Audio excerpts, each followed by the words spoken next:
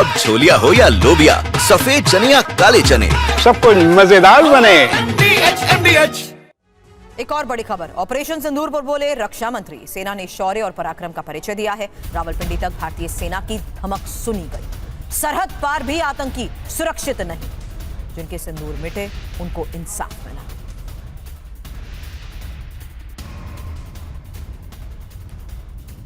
संगठनों ने भारत माता के मस्तक पर हमला करके कई परिवारों के सिंदूर मिटाए थे। उन्हें भारतीय सेना ने ऑपरेशन सिंदूर के माध्यम से इंसाफ दिलाने का काम किया है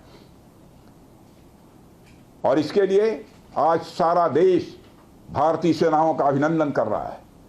ऑपरेशन सिंदूर सिर्फ एक सैन्य कार्रवाई भर नहीं है, बल्कि भारत की राजनैतिक, सामाजिक और सामरिक इच्छा शक्ति का प्रतीक है।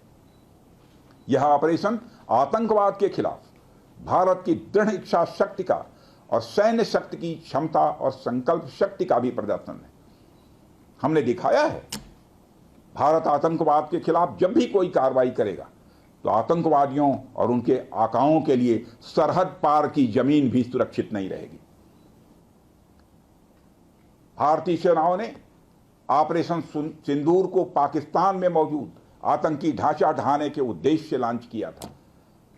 हमने उनके आम नागरिकों को कभी निशाना नहीं बनाया था, मगर पाकिस्तान ने न केवल भारत के नागरिक इलाकों को निशाना बनाया, बल्कि मंदिर, गुरुद्वारा, गिरजाघर पर भी हमले करने का प्रयास किया।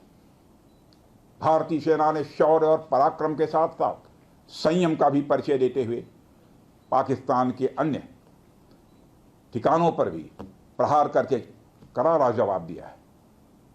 हमने केवल सीमा से सटे सैन्य ठिकानों पर ही नहीं कार्रवाई की, बल्कि भारत की सेनाओं की धमक उस रावलपिंडी तक सुनी गई जहां पाकिस्तानी फौज का हेडक्वार्टर मौजूद है। मित्रों, भारत में आतंकवादी घटनाएं करने और कराने का क्या अंजाम होता है, यह पूरे विश्व ने उरी की घटना के बाद देखा, जब हमारी सेना ने पाकिस्तान में घुसकर सर्जिकल स्ट्राइक की।